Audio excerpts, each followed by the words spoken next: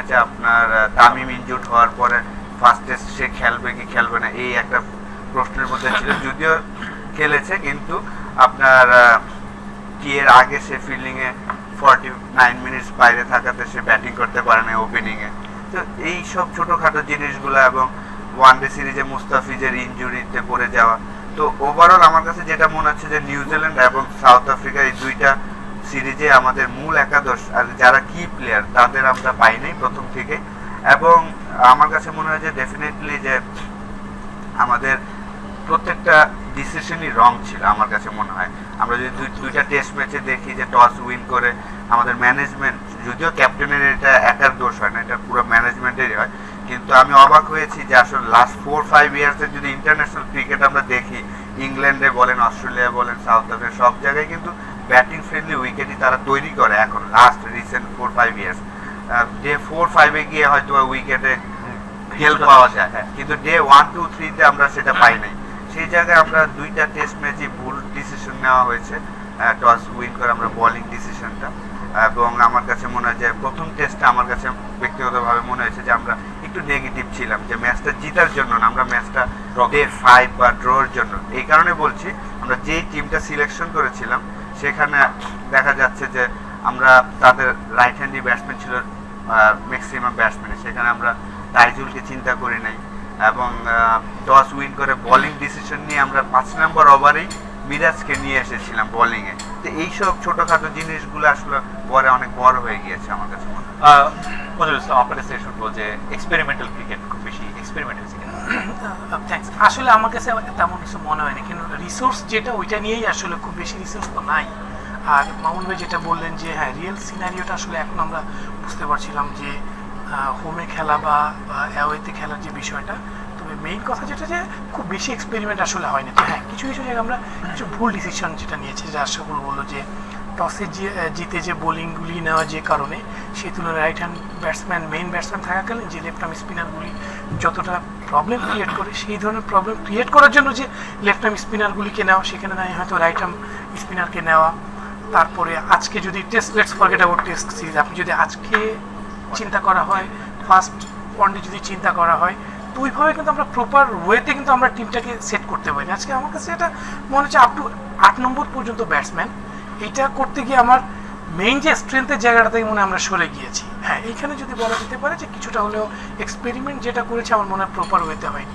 ওখানে যদি আমাদের যে রিয়েল স্ট্রেংথ, কোর স্ট্রেংথ যে জায়গাটি স্পিনার, ওইখানে যদি আরেকটা যদি স্পেশালিস্ট স্পিনারকে আমরা যদি ইনক্লুড করতে পারতাম একটা মেইন ব্যাটসম্যানকে না খেলিয়ে, তাহলে হয়তো বা সিনারিওটা একটু ডিফারেন্ট হতে পারতো। তো এই জায়গাগুলিতে আসলে এই এক্সপেরিমেন্টগুলি করতে হবে, কিন্তু এক্সপেরিমেন্ট করতে গিয়ে যদি হিতে বিপরীত হয়, আসলে এই জায়গাটা আসলে আমাদেরকে প্রবলেম ক্রিয়েট করবে।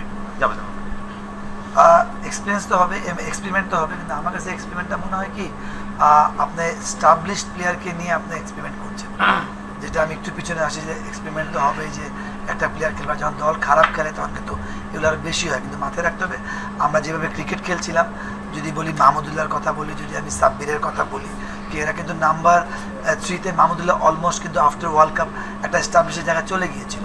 তো ওই জায়গায় কিন্তু আবার আমরা চিন্তা করলাম যে সাব্বির, আবার সাব্বিরকে আমরা ঢাকা চিন্তা করলাম কি ঢাকা যে উইকেট এভাবে আমরা বানিয়েছিলাম, আমার এগ্রেসিভ ব্যাটসম্যান, মানে স্ট্রাগলিং করে রান করা সম্ভব না। তো ওই জায়গায় আবার সাব্বিরকে আমরা আবার নাম্বার 3-তে জায়গা দিলাম, নাম্বার 3-তে ওই জায়গায়। আবার ওই জায়গায় কালকে আবার সাকিব করছে। আপনার এটা মাথায় তখন এই টাইপের যখন এক্সপেরিমেন্ট, যেটা ইমরুল কায়েসের ক্ষেত্রেও হয়েছে, অনেকবার ওপেনিংয়ে নাম্বার 3 খেলছে।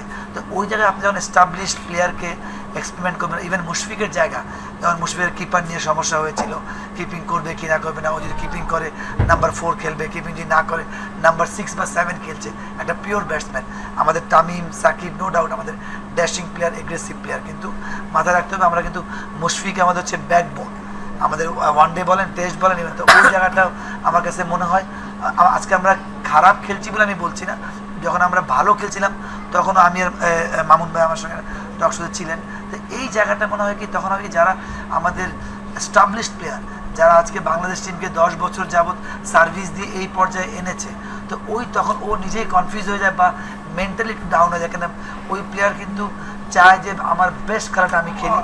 যখন ও এই টাইপের স্ট্রাগলিং করে যে আমার পজিশন নাম্বার 3 হতে পারে, 5ও হতে পারে, তখন দলে একটু মানে দ্বিমত পোষণ সিনিয়র প্লেয়ারের সাথে বলেন, ক্যাপ্টেনের সঙ্গে বলেন বা কোচের সাথে বলেন, এটা হয়। আমার মনে হয় যে এই জায়গা থেকে একটু দাদা আমি আপনাকে এই জায়গায় একটু থামাই, মুসলমান আমি একটু আপনার কাছে আসতে চাই যে মেন্টালি যে ডাউন হওয়ার যে ব্যাপারটা সেটি কিন্তু আমরা দেখেছি যে প্রথম টসটি আমরা যদি সাউথ আফ্রিকা সিরিজের টস টেস্ট সেই সময় টসে জিতে ফিল্ডিং নেওয়া এবং তারপরে সংবাদ মাধ্যমে যেভাবে বাংলাদেশের খেলোয়াড়দের সিরিজের মাঝখানে যে সমালোচনা করা ছিল সেগুলো আসলে হেল্প করেছে কিনা মেন্টালি ঠিক রাখার জন্য, সেটি প্লেয়ারদের বিভিন্ন বিষয় নিয়ে, কোচের সাথে সম্পর্ক নিয়ে, কে কোথায় কি বলছেন তা নিয়ে। দেখেন সংবাদ মাধ্যমে এই সমালোচনাটুকু হবে আসলে, এবং এইটা আসলে আমি তো মনে করি বাংলাদেশে অনেক কম হয়। তো ভেরি ফ্র্যাঙ্ক, এটা যদি আমরা অন্যান্য দেশে দেখি অনেক বেশি হয়। ইভেন আমি যদি বলি আশরাফুলদের সময়, মঞ্জুদের সময়, জাভেদের সময় অনেক বেশি হতো। আপনি জাভেদ ওমর যেভাবে 40টা টেস্ট খেলতে যে পরিমাণ সংবাদ মাধ্যম, বিরূপ সংবাদ মাধ্যম নিয়ে, এখন বরং আমার কাছে মনে হচ্ছে জিনিসটা উল্টা হয়ে গেছে। ঠিক আছে বল, ঠিক ইভেন আশরাফুলও মানে, কিন্তু আমাদের দেশে এখন উল্টা হয়ে গেছে। সমস্যাটা হচ্ছে কিনা রিভার্স হয়েছে। কীরকম আমাদের দেশে প্লেয়াররা এখন অনেক বেশি প্লেয়ার ফ্রেন্ডলি জার্নালিজম হয়। জার্নালিজম কি, প্লেয়াররা যেহেতু অনেক বড় স্টার, যেটা জাভেদ ওমর, মঞ্জু বা আশরাফুল হলেও ওই পর্যায়ে যেতে পারেনি তারা, মানে কিন্তু এখন এত বড় স্টার যে আমাদের সংবাদ মাধ্যম তাদেরকে ঠিক মানে তাদের পর্যন্ত তাদেরকে কি বলা যায়, তাদেরকে স্টার হিসেবে দেখে আসলে। তাদেরকে ঠিক মানে যে আমি একটা স্টেক হোল্ডার, আমি একটা পার্ট, ওরা একটা পার্টির ভাবে দেখে না, অনেক বেশি এবং সকল ফ্যান হয়ে গেছে। ফলে প্লেয়ারদের খুব বেশি কাটানো হয় না। এর মাধ্যমে যেটা হয় যে যখন জিনিসটা হয়, যখন কোনো একটা ঘটনা ঘটে, তখন দুইটা ঘটনা ঘটতে পারে। যে আমাদের প্লেয়াররা যদি সমালোচনা একদম অভ্যস্ত না, ফলে কোনো ধরনের সমালোচনা হলে সেটা অনেক বেশি এফেক্ট করে, এটা হইতে পারে একটা কারণ। ফলে যদি এটা কারণ হয়ে থাকে তাহলে এটা রিভার্স হয়ে থাকে, কারণ এরকম হওয়া উচিত না। কারণ দেখেন আমাদের দেশে ধরেন যে আমাদের সাকিব যে খেলতে গেল না, এটা যদি অন্য দেশে তো আপনি দেখতেন যে এটা নিয়ে অনেক বেশি আলোচনা হতো, অনেক বেশি, যে দেওয়া হলো কিনা, কেন রেস্ট লাগবে। কিন্তু আপনি দেখেন এই টক শোতে কিছু প্রশ্ন ছাড়া আপনি কিন্তু মেইন স্ট্রিম মিডিয়া যে এটা নিয়ে খুব মানে তোলপাড় হয়েছে বিষয়টা তা না। ঠিক আছে, বা মনে করেন যে আরেকটা ফেনোমেনা আছে এখন, সেটা হচ্ছে সোশ্যাল মিডিয়া। এখন কিন্তু মিডিয়ার আসলে দুইটা পার্ট। আমরা যদি মেইন স্ট্রিম মিডিয়া এবং সোশ্যাল মিডিয়া দেখি, সেই সোশ্যাল মিডিয়ার পার্টটা কীরকম, যে সোশ্যাল মিডিয়ায় জিনিসটা অনেক বেশি কি বলা যায়, অনেক বেশি আবেগ এবং হুজুগ নির্ভর আসলে। যেই দিন যেটা ঘটছে সেটার পক্ষে, যেমন ধরেন উদাহরণ দিই আমি আপনাকে, যে মুশফিক যখন মুশফিক এই যে টসটা ভুল করলো, মুশফিকের সমালোচনা কিন্তু মনে করেন যে সোশ্যাল মিডিয়া বেঁচে গেল। পরদিন ক্রিকেট বোর্ড এই সমালোচনার কারণে ক্রিকেট বোর্ড প্রভাবিত হয়, তারা এক ধরনের সিদ্ধান্তের কথা জানালো যে মুশফিককে সরিয়ে দেওয়া হবে। সঙ্গে সঙ্গে কিন্তু সবাই সব দোষ কি মুশফিকের, এই লাইনে কিন্তু সোশ্যাল মিডিয়া মুশফিকের পক্ষে চলে গেল। এখন আমি বলছি এটা দ্বারা সবচেয়ে যেটা প্রবলেম হয়, মিডিয়া বা সোশ্যাল মিডিয়া এর দ্বারা ক্রিকেট বোর্ড প্রভাবিত হচ্ছে, এবং ক্রিকেট বোর্ড প্রভাবিত হয়ে কিন্তু মেইন স্ট্রিম গণমাধ্যম অনেক বেশি প্রভাবিত হচ্ছে আসলে সোশ্যাল মিডিয়ার আলোচনা নিয়ে। কেন নাসির খেলছেন না, কেন অফকোর্স প্রভাবিত হচ্ছে, বাংলাদেশ দলের 17 কোটি লোক নির্বাচক হয়ে যাচ্ছে, অফকোর্স মেইনস্ট্রিম মিডিয়া প্রভাবিত হচ্ছে। এখন এটা একটু আলোচনা কি খেয়াল করে ধরেন, এখন আপনি মিডিয়া করছেন, কিন্তু যখন আপনি অনলাইনে সারাদিন দেখছেন, একটা ট্রেন্ড চলছে, মানুষেরা পড়তে চায় বা দেখতে চায়, খুব ন্যাচারালি কিন্তু এটা আপনার একটা প্রলুব্ধ হবেন এটাকে নিয়ে। আচ্ছা, আমি এই জায়গায় একটু আবার আশরাফের কাছে একটু আসতে চাই যে মোহাম্মদ আশরাফুল, আপনি কি মনে করেন যে বাংলাদেশের মিডিয়া কি আসলে নেতিবাচক প্রভাব এখনকার খেলোয়াড়দের উপর ফেলছে কিনা? বিশেষ করে আমি যদি মুশফিকের সংবাদ মাধ্যম মানে সংবাদ সম্মেলনের কথা বলি, যেটি আমার কাছে মনে হয়েছে যে একটা টেস্ট টিমের ক্যাপ্টেনের আসলে এতটা আক্রমণের তীর সিরিজের মাঝখানে, মানে আমি জানি না, মানে আসলে মুশফিকের কিন্তু ক্যাপ্টেন্সির প্রশ্ন কিন্তু শুধু এই টেস্ট সিরিজেই না, তার কিন্তু আমরা শ্রীলঙ্কাতে টেস্ট সিরিজ ড্র করেছিলাম, ইংল্যান্ডের সাথে টেস্ট সিরিজ ড্র করেছি, তখনও কিন্তু প্রশ্ন উঠেছিল। যেই ম্যাচটা আমরা টেস্ট ম্যাচ জিতলাম সেখানেও কিন্তু প্রশ্ন উঠেছিল যে আসলে এক সেশনে যখন তাদের উইকেট পড়ে নাই, পরের সেশনে যখন অল আউট হয়ে গেল, তো ওই সময় কিন্তু একটা প্রশ্ন এসেছিল যে আসলে ওই যেই সেশনে উইকেট পড়ে নাই পুরা টিম ছাড়া ছাড়া ছিল এরকম। তো মুশফিকের যে বিষয়টা আমার ব্যক্তিগতভাবে মনে হয় যে যেহেতু সে পারফর্মার ক্যাপ্টেন হলে কিন্তু অনেক কিছু করা সম্ভব, কিন্তু দেখা যাচ্ছে যে লাস্ট কয়েকটা সিরিজে, যেমন এই সাউথ আফ্রিকা সিরিজে যাওয়ার আগেই জার্নালিস্টরা জিজ্ঞাসা করলো যে আপনি কি করতে চান আর কি, কিপিং এবং ক্যাপ্টেন্সি বা ব্যাটিং। সে বলছে ম্যানেজমেন্ট যেটা বলবে আমি সেটাই করব। একটা ক্যাপ্টেন কিন্তু আসলে এইটা পারফর্মার না হলে বলা যায় যে আমি পারফর্ম করছি না ভাই, আমাকে যেটা বলবে। সেটা হচ্ছে মিডিয়াতে কিন্তু এই মুশফিকের যে বিষয়টা হয়েছে সবগুলো কিন্তু মুশফিক প্রোঅ্যাক্টিভলি বলেছে। আপনি কিন্তু ওই জায়গাগুলোতে কিন্তু যে কোয়েশ্চেনগুলো করেছে এটা খুব ন্যাচারাল, এটা প্রভোগ করা হয়। টেস্ট আর টস জিতে আপনি ফিল্ডিং করলেন কেন, আপনি নিলেন কেন, এটা তো প্রশ্ন করা হবে। সেই প্রশ্নগুলোর ভিত্তিতে মুশফিক বলেছে, এবং মুশফিকের বিষয়টা হচ্ছে মুশফিকের একটু প্রবলেম আছে, মুশফিক অনেক বেশি সেলফ কনফিডেন্ট থাকে, মুশফিকের কিন্তু সেই অর্থে কোনো উইন্ডো নাই, এই জন্য মুশফিক অনেক কিছু জমা থাকে, ওই অফিসিয়াল প্রেস পর্যন্ত সে সেটা ইয়ে করে। মাশরাফি যেমন যেটা করে এটাও আচ্ছা, আমি আসলে 2000 সাল থেকে আপনার 2013 পর্যন্ত ন্যাশনাল টিমে ছিলাম, তো সবগুলা কোচকে পেয়েছি। আমার চোখে আসলে কোচ হিসেবে আমার কাছে মনে হয়েছে যে এডি বার্লো বেস্ট কোচ ছিল ওই সময়। আনলাকি যে আমরা বেশি সময় পাইনি তাকে। তারপরে আমি বলবো যে হাতুড়া সিংয়ের সাথে যদিও আমি কাজ করি না, কিন্তু তার সাফল্য কিন্তু অসাধারণ বাংলাদেশ ক্রিকেটের জন্য। অনেক ইমপ্রুভ করেছে আমাদের ব্যাটসম্যানদের। যদি দেখেন টপ ব্যাটসম্যান যারা তামিম, মুশফিক, সাকিব, ওদের অ্যাভারেজ কিন্তু অনেক বেড়েছে ও আসার পরে, অলমোস্ট 50+ তামিমের লাস্ট 3 ইয়ার্স সব ফরম্যাটেই। তো অবশ্যই তার কিছু ভালো জিনিস আছে, এবং আমাদের আমি মনে করি যে তার যে প্ল্যানিংগুলোও কিন্তু ভালো। যখন আমরা হোম কন্ডিশনে অস্ট্রেলিয়ার সাথে বা ইংল্যান্ডের সাথে খেলছি, যে এই ধরনের উইকেটে খেলছি, এইসব প্ল্যানিংগুলো কিন্তু আমি বলবো যে খুবই চমৎকার। তার যেই সমস্যাটা আমার মনে হয়েছে, যে শুধু তার সমস্যা আমি এটা বলবো না আর কি, আমার কাছে মনে হয় যে এটা আমাদের লাস্ট 17 বছরই এই জিনিসটা হয়ে আসছে, যে আমরা একটা প্লেয়ার যদি ভালো খেলে তাকে আমরা 3টা ফরম্যাটই খেলানোর চেষ্টা করি। যেই কারণে দেখা যাচ্ছে যে সে এক ফরম্যাট থেকে, লাইক সৌম্য সরকার, তার প্রথম 15টা ওয়ানডে ইন্টারন্যাশনাল ম্যাচের রেকর্ড যদি দেখি, যে 15 ম্যাচে সে আপনার 50 অ্যাভারেজে 100 স্ট্রাইক রেটে রান করেছিল, 450-500 রানের মতো। কিন্তু তাকে আমরা টেস্ট খেলালাম, সেখানে ফেল করলো, T20 খেলালাম, সেখানে ফেল করলো। এখন কিন্তু আমরা তাকে ওয়ানডে টিমে রাখতে পারছি না 11 জনের মধ্যে। এই জিনিসগুলো আসলে কোচ তো বলবেই, কোচের আন্ডারে যখন থাকে সে তো চাবেই যে আমি এই প্লেয়ারগুলো সব ফরম্যাটই চাই। কিন্তু যারা সিলেকশন প্যানেলে আছে, ক্রিকেটার আছে যারা ডোমেস্টিকে ভালো খেলছে, তাদের নিয়ে কাজ করে হয়তো 3টা ফরম্যাটের জন্য 3টা। মামুন ভাই এবং আশরাফুল যেটা বললো যে এডি বললো that time I was also, ওই সময় আমি ওর আন্ডারে খেলেছি। কোচ আসলে কি, কোচের ভূমিকাটা যদি এখন বর্তমান সময়টা চিন্তা করা হয়, এখন কিন্তু প্রেক্ষাপট পুরোপুরি ভিন্ন।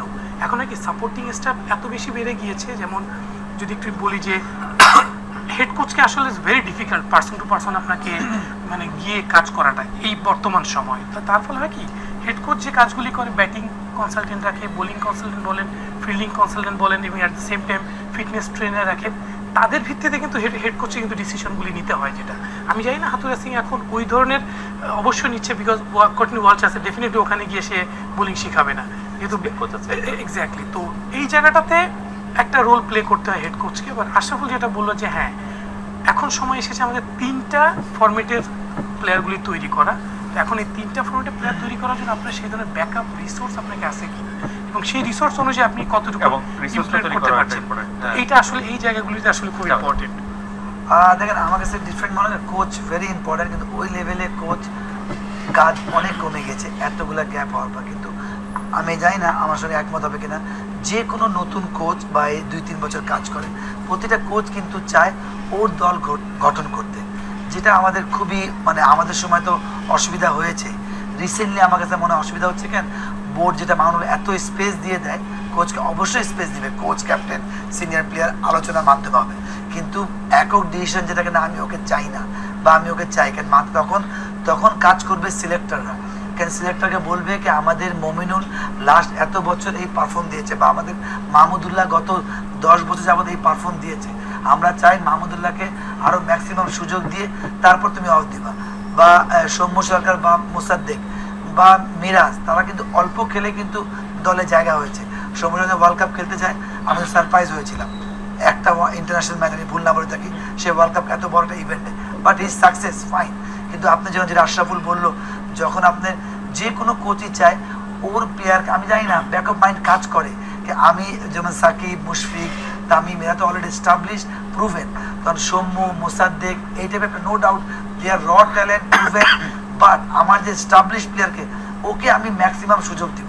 আর যেটা বলছে যে এই যে ধরেন আমাদের নাইম বলেন বা তুষার ইমরান বলেন, শারিয়ান নাফিস বলেন, ইভেন এরা মোসাদ্দেক বলেন, এরা যখন এই টিমে কন্টিনিউ পারফর্ম করবে, তখন আমাদের যেটা বললো পাইপলাইন, কারণ আমাদের আপনার নাইম ইসলাম নো ডাউট আউটস্ট্যান্ডিং খেলছে, কিন্তু আমাদের যে এই দল যে ট্যুর, আমি মনে করি এখন এটা আমি জানি না নেক্সট আমাদের কি ট্যুর কি আছে, কিন্তু গত 3-4 বছর যাবত আমাদের কিন্তু ভেরি পুয়ার। আমরা যতই ইন্টারন্যাশনাল টপ পারফর্ম করি আমাদের ডোমেস্টিকে, কিন্তু মাথায় রাখতে হবে এই সাউথ আফ্রিকা এই টিম, যদি আমরা সাউথ আফ্রিকায় খেলি আমাদের এই টিম, বা অস্ট্রেলিয়া এই টিমে খেলি, তাহলে কিন্তু আমরা এই পাইপলাইন তৈরি হবে। আপনার ডোমেস্টিকে আমাদের এটা বাস্তব সত্য, যতই আমরা এনসিএল বিসিএল অনেক ইমপ্রুভ করেছি, কিন্তু আমাদের ইন্টারন্যাশনাল আর আমাদের ডোমেস্টিক ফারাকটা হয়ে যায় 10-20। ওই জন্য আমার কাছে মানে কোচকে এটা মাথায় দিতে হবে, from the selector, from the প্রেসিডেন্টকে, ভাই এরা আমাদের মেন প্লেয়ার গত 8-10 বছর পারফর্ম করছে, কিন্তু ও যদি ওভাবে করে যদি ইচ্ছাকৃত করে তাহলে দুঃখজনক, আমার মনে- বাট সে চাবে যে আমার দল ভালো করুক, অবশ্যই আমার এটা বিশ্বাস। মামুন, আমরা একটা বিরতি নিচ্ছি, বিরতির পর যখন আপনার কাছে ফিরবো